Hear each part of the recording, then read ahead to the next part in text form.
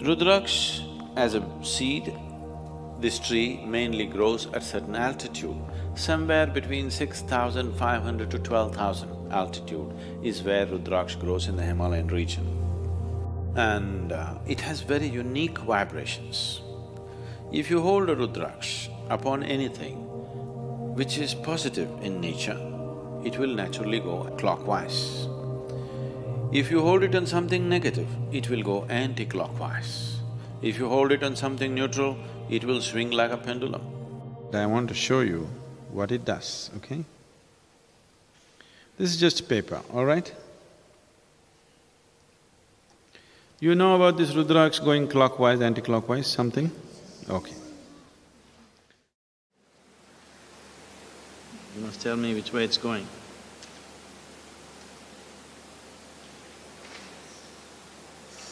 Which way is it?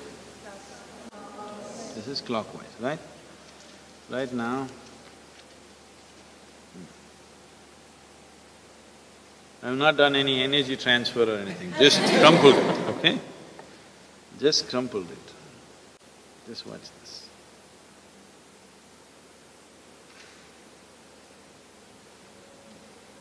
What's it? So, I don't know if they told you, I'm sure your parents must have told you, your clothes should be properly folded and kept, your bedclothes should be properly folded and kept. This is the difference it makes in your life. In this country, we were always told, after you wake up in the morning, if you do not fold your bedclothes, then devils will come and dance on it, demons will come and dance on it. And then when you go to sleep next day in those kind of clothes, it's going to affect your life.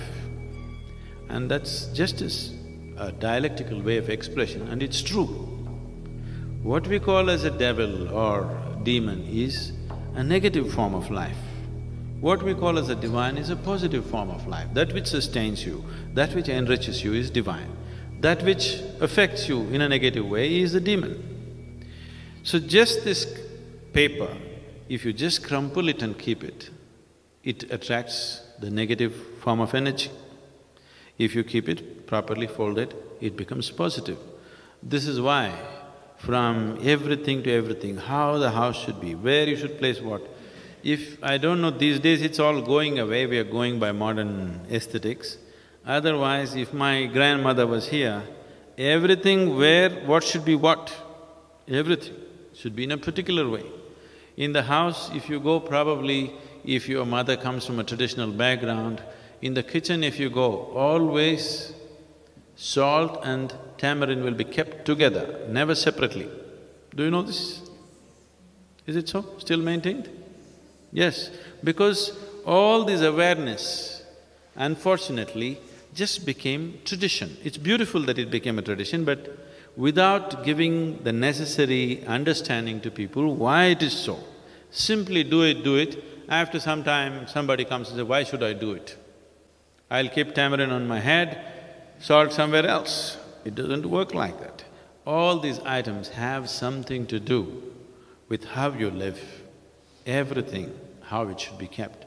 So the whole science of seeing how this human being can function at its maximum vibrance, even a simple peasant in this country knows about it without knowing about it. You know, he does not intellectually or consciously know about it, but he just knows this is how it must be done. Because the whole system of yoga was made into a cultural format and given to people because people saw the impracticality of teaching every aspect to every human being on the planet. So just make it culture and leave it to them. I want to see that for the next few generations later, as mothers would teach people, children to brush their teeth, yoga will just happen in their lives. This was so earlier. Earlier, Agastya Muni did this to the whole of southern peninsula, that in every home, everybody has an understanding of how to allow this being to attain to his full potential. So these things were made aware of, a simple thing like this. Many of you are already doing asanas for at least 6 months now, you could experience this. You keep 2 shirts, okay? One shirt you do like this, both washed clean ones. Do like this and keep it for 3 days, another one neatly fold it and keep it there. After 3 days, wear one, close your eyes and feel it, wear the other, close your eyes and feel it, just see how it feels. They're very different. So every aspect was brought into life. So what you see as this culture, because this is a land without God, this is a land without religion, this is just a certain science transmitted as culture. Because of various distortions, that science has become all distorted. Putting it back is not easy to the whole society. We want to put it back at least into a few people, hoping that they will be able to impart it to the rest of the larger society sometime in future. If we produce 1,000 people who really perceive, understand and live that way, I'm sure these 1,000 people can impart it to 1,000,000 people. Those 1,000,000 people can do it to many more people. And they may produce many, many more people who are capable of receiving this and things may happen.